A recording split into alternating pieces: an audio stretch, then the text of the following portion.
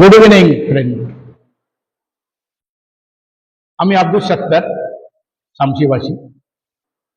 LIC এবং জিআইসির সঙ্গে 25 বছর জড়িত। যা হোক, লাইফে আমার টিউশনি দিয়ে আরম্ভ হয়েছিল। আমি সায়েন্স গ্রুপ পড়াতাম। এই সুবাদে এলাকায় আমার প্রচুর স্টুডেন্ট রয়েছে যারা স্ব মহামায় প্রতিষ্ঠিত। আজকে হঠাৎ করে আমার কিছু স্টুডেন্টের নিমন্ত্রণে বা আমন্ত্রণ যাই বলুক, কারণ নিমন্ত্রণ রয়েছে, আমন্ত্রণে আমি আসলাম। এক নতুন দিগন্তের সূচনা করছে নর্থ গেট ইনস্টিটিউশন। আমার খুব ভালো লাগলো যে আমি একসময় এদেরকে টিউশনি পড়িয়েছিলাম, তারা কিন্তু আজকে প্রতিষ্ঠিত। আমার ভালো লাগলো যে প্রত্যেকটা স্কুল আমার যাওয়ার, আসলে শিক্ষার সঙ্গে দীর্ঘদিন জড়িত ছিলাম। আজকে এলআইসি জিআইসি জগতে হলো, আজকেও শিক্ষার সঙ্গে বিভিন্ন স্যার, বিভিন্ন স্কুলের সঙ্গে রিলেশন একটা রয়ে গেছে। এখানে একটা জিনিস আমি দেখতে পেলাম যে বর্তমানে পারিপার্শ্বিক তুলনায় তারা একটা নতুন প্রচেষ্টা সৃষ্টি করার কথা ভেবেছে। ঝাঁ চকচকে বিল্ডিং, এখানে 11-12 সায়েন্স এবং নিট কোচিং এর একটা সুব্যবস্থা ওরা করতে চলেছে, আবাসিক। আমি খুব খুশি হলাম যে এরাকে আমি একসময় পড়িয়েছিলাম। আমার রুচি এত সুন্দর লাগলো যে আজকে বিভিন্ন স্কুলে শিক্ষিত লোকেরা এগিয়ে আসছে না। শিক্ষিত লোকের এগিয়ে আসার একটা আলাদাই লেভেল রয়েছে। বিভিন্ন স্কুল প্রতিষ্ঠান আমরা দেখতে পারবো যে যতটা শিক্ষিত লোকের আগ্রাসী ভাবে এগিয়ে আসা উচিত ছিল, ততটা কিন্তু আসেনি। আপনি বিভিন্ন প্রতিষ্ঠান দেখলে দেখতে পাবেন যে তাদের কাছে প্রচুর পয়সা রয়েছে, কিন্তু শিক্ষা ছিল না। কিন্তু তারা শিক্ষাকে অনুধাবন করতে পেরেছিল, তাই কিন্তু বিভিন্ন শিক্ষা প্রতিষ্ঠান করেছে। আপনি বিএড কলেজ দেখুন, ডিএড কলেজ দেখুন, বিভিন্ন মাধ্যমিক টাইপের স্কুলও দেখুন, তাদের স্কুল ওনারকে দেখবেন কেউ হয়তো প্রাইমারি পাস, কেউ হয়তো আদৌ স্কুলেই যায়নি, কিন্তু তাদের কাছে কোনো কারণে, কোনো বুদ্ধিতে, কোনো উপায়ে টাকা হয়েছিল, কিন্তু ওনারা শিক্ষার বিষয়টা উপলব্ধি করতে পেরেছিল। তাই কিছু বেকার ছেলে কর্মসংস্থানও দিয়েছে।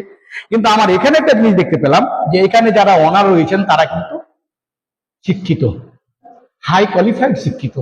তারা কেউ জেএনইউ থেকে, কেউ আলিয়া ইউনিভার্সিটি থেকে নিজেকে রিস্ক নিয়ে একটা সুন্দর প্রতিষ্ঠান শামসির মতন জায়গায় বাইপাসে করতে চলেছে।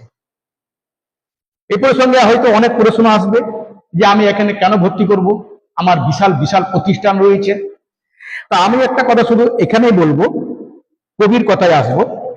বহুদিন ধরে, বহু কোষ দূরে দেখতে গিয়েছি পর্বতমালা, দেখেছি সিন্ধু, বাড়ির পাশে দুপা ফেলিয়া দেখিনি কখনো ঘাসের উপর এক ফোঁটা শিশির বন্ধু। আপনাকে ছোট করে ভাবার কোনো বিষয় নেই। এরাও যদি দেখুন, বই থেকেই কিন্তু ডাক্তার হচ্ছে। বিষয়টা যদি সমাজ গঠনের কারিগর হয়, শিক্ষা যদি সমাজ গঠনের কারিগর হয় এবং ডাক্তার সমাজের একটা বিশেষ লেভেল তৈরি করার বিষয় রাখে, তাহলে এরাও যদি ডাক্তার করে, তাহলে আমি কালকে কি করে ভেবে নিতে পারিনি যে এখান থেকে এরা কেউ নেট কোয়ালিফাই করতে পারবে না। দেখুন, প্রত্যেকটা স্কুল থেকেই কিংবদন্তি বের হয়েছে। সে আপনার স্কুলে যতই পচা হোক, আপনার প্রাইমারি স্কুলে যে সময় স্যারেরা পড়াতেন, সেখান থেকে কিন্তু বিশ্বের তাবর তাবর লোক তৈরি হয়েছে। তাহলে আপনি এই প্রতিষ্ঠানটাকে নিয়ে একবার ভাবতে পারেন। এবং সব থেকে রুচি লাগবে যে এদের বিহেভ, এদের আচরণ। গোটা স্কুল আমি ঘুরলাম, খুব ভালো লাগলো। এরা সরাসরি নিজেকেই উপস্থিত রেখে নিজেই ড্রিল করছে। স্বয়ং মালিক যেখানে আছে সেখানে আমার মনে শিক্ষার ব্যাপারটা একটু আলাদা মাত্রায় যেতে পারে। তাই আমি তো এলাকাবাসী হিসাবে চাইবো, কারণ আমাদের এলাকার একটা গর্ব যে শামসিতে এই প্রথম কেউ নিজের ব্যাপারে চিন্তা ভাবনা করেছে। একে আমাদের এলাকাবাসী হিসাবে আপনার হিংসা বিদ্বেষ থাকলেও তাকে ছাড়ুন, একে সহযোগিতা করুন এবং একে একটা উচ্চ স্তরে নিয়ে যান। কালকে যদি আমাদের শামসি থেকে কিছু লোক ডাক্তার হিসাবে আত্মপ্রতিষ্ঠিত হয়, কালকে গরিবের সেবা দেয়, তাহলে লাভবান তো আমার এলাকাবাসী হবে। আমার দাবি থাকে, যেমন তার সঙ্গে সম্পর্ক চলে, তার সঙ্গে ভিক্ষা চলে না, দাবি চলে। ডিয়ার ফ্রেন্ডস, স্কুলটা এবার আসুন এবং স্টুডেন্টকে যথাসম্ভব পারুন তার আগে চেষ্টা করুন। ধন্যবাদ।